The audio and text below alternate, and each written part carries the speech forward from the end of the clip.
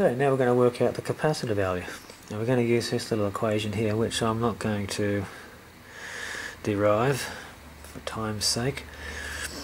But what this tells us is, well, it relates the ripple voltage to the capacitor value, and that's the value we want. The ripple voltage is equal to the peak voltage divided by 2 times the frequency times the capacitor value times the resistor value. The peak voltage is the voltage between the capacitor and the Zener diode. We're going to use the average value at the capacitor terminal, 20.41, which is the voltage drop you get after the 0.8 volt drop across the rectified diode, plus 19.91 volts. Pretty much here, these values here represent the difference, the ripple voltage difference, the high point and the low point. So you got a 0.5 volt difference between these two, divided by 2 to give us the average value. So this is the average ripple voltage, minus 5 volts. 5 volts is what we want at the Zener diode terminal, divided by 430 ohms, and that gives us the current flowing through the resistor, which is approximately 35.3 milliamps. Okay, you feed that into the equation and you get a capacitor value of approximately 700 microfarad.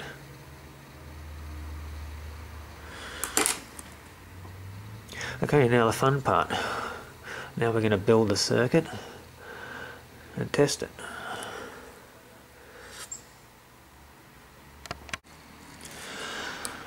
Okay, here's my setup.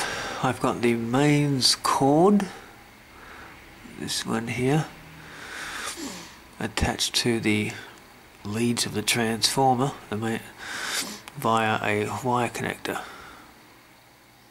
which I did earlier on to save us some time.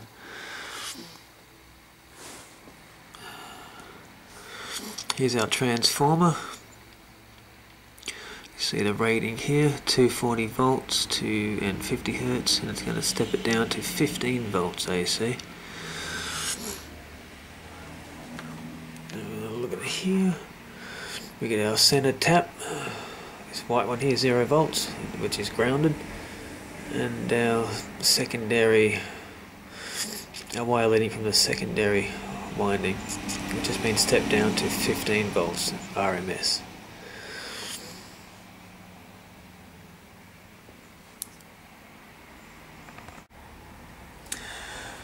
Okay, here it is, all set up, all ready to go. This cord here is a center tap from the transformer, being grounded. Here's the other cord running from the transformer, which is supplying our 15 volts RMS into our full wave rectifier, achieved by these two rectified diodes. At this point here we get our unipolar output, which is fed to our filter, which is this set of capacitors here, which has a total capacitance of 700 microfarad. Some of them have been arranged in series, and then, well, the 700 microfarad, I put two 1000 microfarad capacitors in series, and then in parallel with them two 100 microfarad capacitors, which gives a total of 700 microfarad. We've got our resistor value here. These two resistors here work out to be, when they're in series, the total resistance value here is approximately 430 ohms. We'll test that in a minute. Well, I'd like to test the capacitance value, but apparently my ohm meter doesn't go up to, well, that high value in capacitance. I'll have to buy a new one. I've got the diode, the Zener diode here, indicated by this reddish looking component that serves as our shunt regulator, and the load is, this is a load here. You got these two, well, the total resistance value from this point to ground. Now, so this cord here and this cord, they both lead to ground, and that runs up this side of the breadboard, which is grounded. And as I mentioned before, this bottom part here running across here at the bottom of the capacitor leads is also grounded, and this is connected to this bus here, which goes all the way up here up to a grounded point. Well, I think I might just show you the resistance values. We'll test that with an ohm meter. Oh, by the way, this circuit is not on at the moment, so we're safe.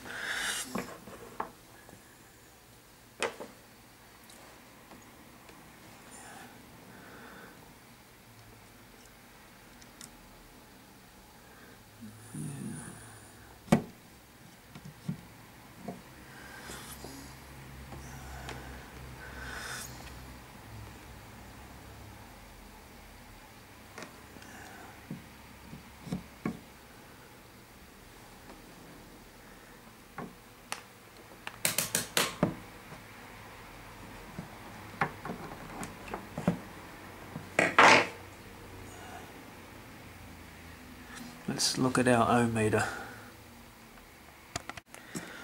Okay, now this hopefully should be about 430 ohms. Let's switch it on.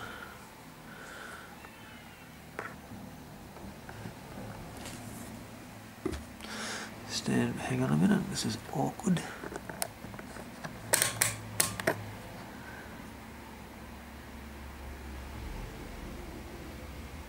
Well, not bad. 428 ohms, which is in the ballpark. It's close enough.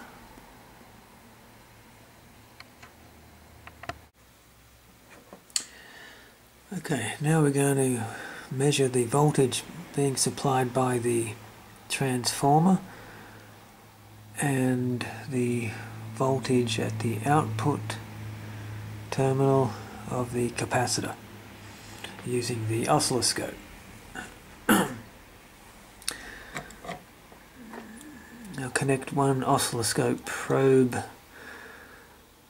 here.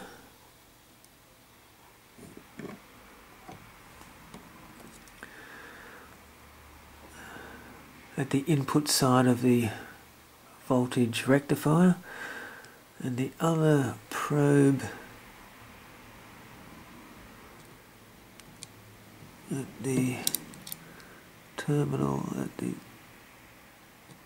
capacitor terminal right here.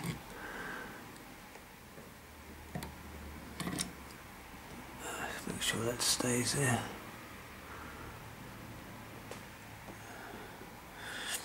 Okay. Okay, here we have the top wave being the output of the transformer, and if we look at the bottom one, the output at the capacitor terminal, just letting you know that the for channel 1, the waveform up the top, the divisions are 20 volts per division, whereas for channel 2 it's 500 millivolts per division. If we look over here for channel 2, we see a peak-to-peak voltage of approximately 1 volt. That's that's showing a ripple voltage of 1 volt. Or I guessed a ripple voltage of 0.5 volts. At this point, you could feed this back into the equations to get a different R and C value, but we'll continue on. There's not much difference, and we'll see what we come up with. Okay, the peak voltage here, the Vmax value of channel 1 is showing 21.6. Well, again, that's what I was expecting. The 15 volts being fed from the transformer is an RMS value. 15 volts multiplied by the square root of 2 is 21.2, so not much difference there. 21.2 compared to 21.6. We'll continue on.